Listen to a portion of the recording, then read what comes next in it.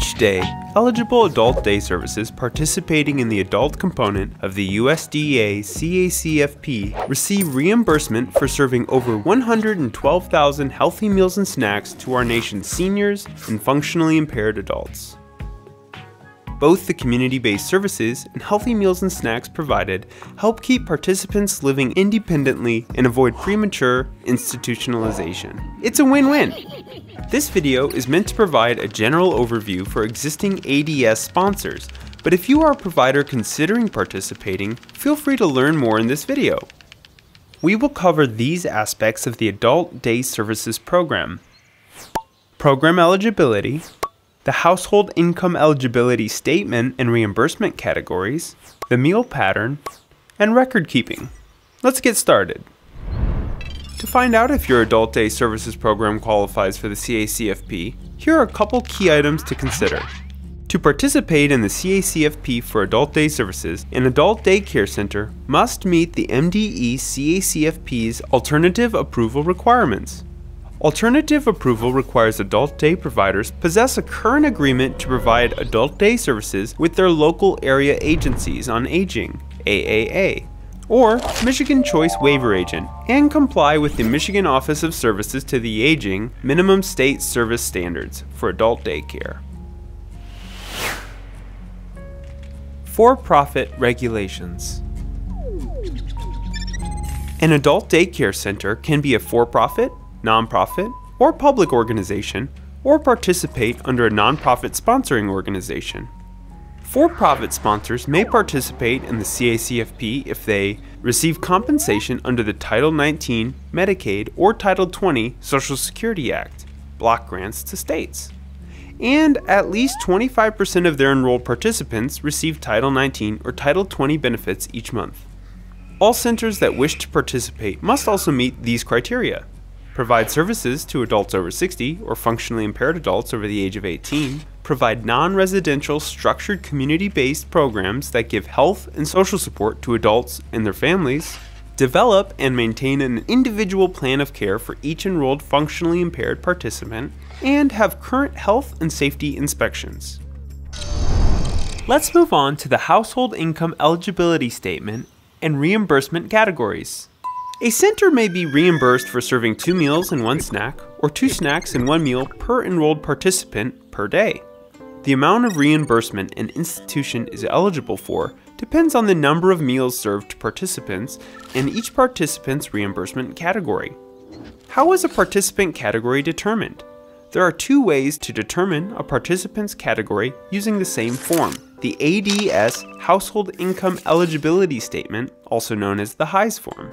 The Adult Day Services Program uses the HIES form to determine a participant's reimbursement category.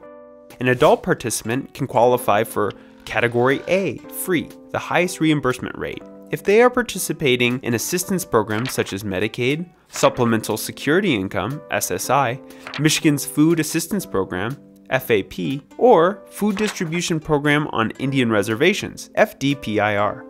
If your participant is not receiving assistance from any of these governmental assistance programs, they can qualify for Category A, free, or Category B, reduced price meals based upon their household income and where it falls on the household income eligibility guidelines. For example, we can use the top option for a participant who is enrolled in a program like Medicaid by filling in their enrollment number here. Or we can use option 2 for someone who does not participate in one of the aforementioned programs by filling in their household income information here. That income information is cross-checked with the income eligibility guidelines to determine that participant's reimbursement category. Learn more by viewing the CACFP enrollment and HIES video found under Training on our website. Now let's take a look at the Adult Day Services meal patterns. MDE CACFP uses the USDA's adult meal pattern as a reference. Use the meal pattern to help create reimbursable, well-balanced meals and snacks for adults.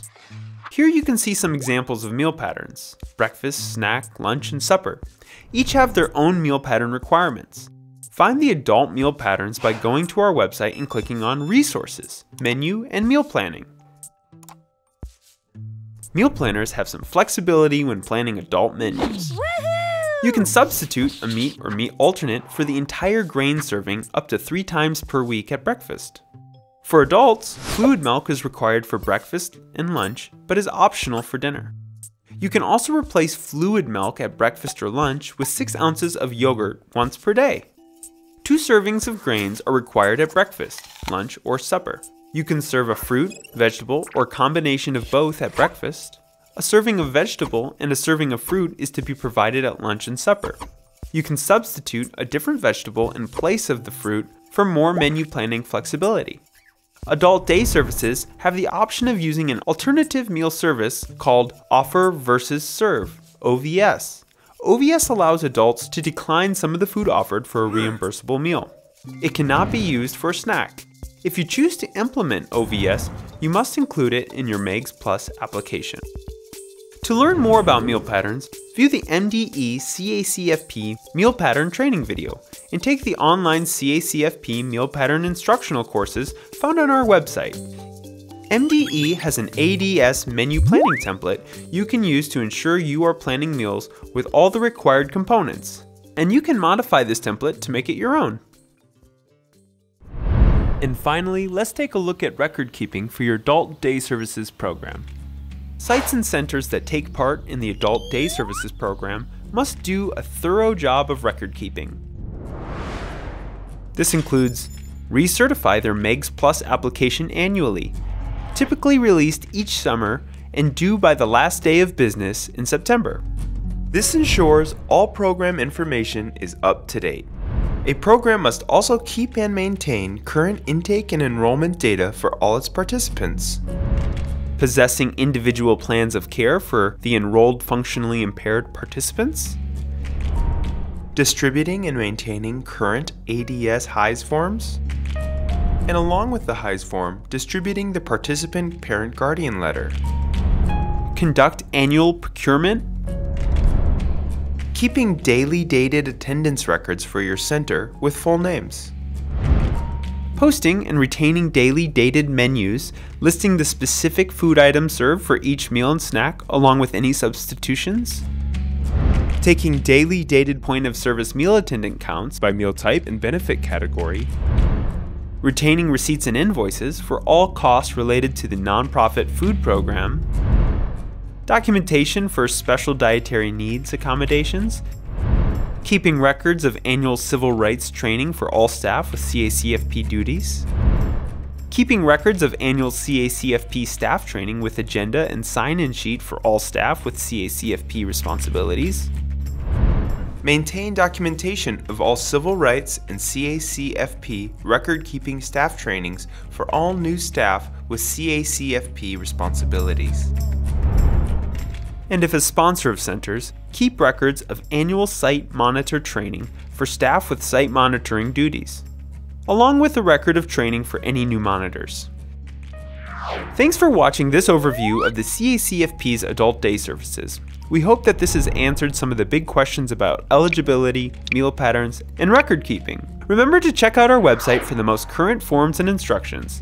Please check out our online training videos found at the CACFP MDE webpage under Training. If you're looking for more information, check out our website. Please contact your assigned analyst or give us a call at 517-241-5353.